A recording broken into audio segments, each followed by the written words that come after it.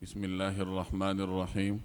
حضرت اسامہ بن شریک رضی اللہ تعالی عنہ کی روایت ہے جس کا مفہوم یہ ہے کہ ایک مرتبہ میں رسول اللہ صلی اللہ علیہ وسلم کی خدمت میں حاضر ہوا۔ صحابہ کرام آپ صلی اللہ علیہ وسلم کی مجلس میں تھے اور صحابہ کرام اس طرح بیٹھے ہوئے تھے گویا کہ ان کے سروں پر پرندے بیٹھے ہوئے ہوں۔ میں بھی سلام عرض کر کے بیٹھ گیا۔ اتنے میں کچھ دیہاتی آئے اور انہوں نے رسول اللہ صلی اللہ علیہ وسلم سے سوال کیا کہ یا رسول اللہ کیا ہم دوا کریں، یعنی جب ہم بیمار ہوں تو کیا ہم دوا کا استعمال کریں، علاج کریں؟ تو آپ صلی اللہ علیہ وسلم نے فرمایا ہاں تم دوا کرو، کیونکہ اللہ تعالیٰ نے کوئی بیماری ایسی پیدا نہیں کی جس کی دوا پیدا نہ کی ہو سوائے بڑھاپے کے۔ یہ سنن ابی داؤد کی روایت ہے۔ انسان کو اللہ تعالیٰ نے عبادت کے لیے دنیا میں بھیجا ہے اور ایک صحت مند انسان بھرپور طریقے سے اللہ تعالیٰ کی عبادت کر سکتا ہے۔ اگر انسان جسمانی طور پر یا ذہنی طور پر بیماریوں اور عوارض کا شکار ہو تو وہ اللہ کی عبادت کرنے سے بھی محروم رہ جاتا ہے۔ تو چونکہ عبادت کے لیے صحت مند جسم درکار ہوتا ہے تو اپنے آپ کو صحت مند رکھنا، صحت کے ذرائع تلاش کرنا، یہ بھی عبادت ہی کے ذرائع میں آتا ہے۔ چنانچہ اگر کوئی آدمی بیمار ہو جاتا ہے تو اسے اپنا علاج کروانا چاہیے۔ علاج ایک تو مسنون ہے اور دوسرے نمبر پر اس نیت سے کروانا چاہیے کہ اللہ مجھے صحت دے دے تاکہ میں پھر اچھے طریقے سے اللہ تعالیٰ کی عبادت کر سکوں۔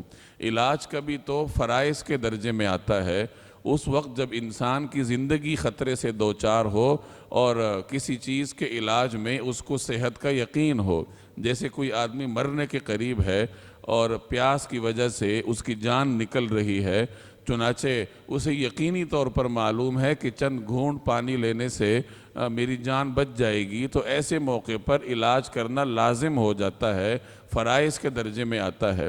اور اگر کسی دوا سے علاج کرنے میں غالب گمان ہو کہ مجھے صحت ہو جائے گی تو ایسے موقع پر علاج کرنا جائز ہے، بلکہ بعض علماء کرام اس کو مسنون کہتے ہیں۔ تو خوب سمجھ لیجئے کہ جب انسان بیمار ہوتا ہے تو اسے صحت کے ذرائع تلاش کرنے چاہیے، اور صحت کے ذرائع تلاش کرنا بھی عبادت ہی کے زمرے میں آتا ہے۔ اس روایت سے ضمنی طور پر یہ بھی معلوم ہوا کہ صحابہ کرام نبی کریم صلی اللہ علیہ وسلم کی مجلس میں ایسے باادب ہو کر بیٹھتے تھے گویا ان کے سروں پر پرندے بیٹھے ہوں۔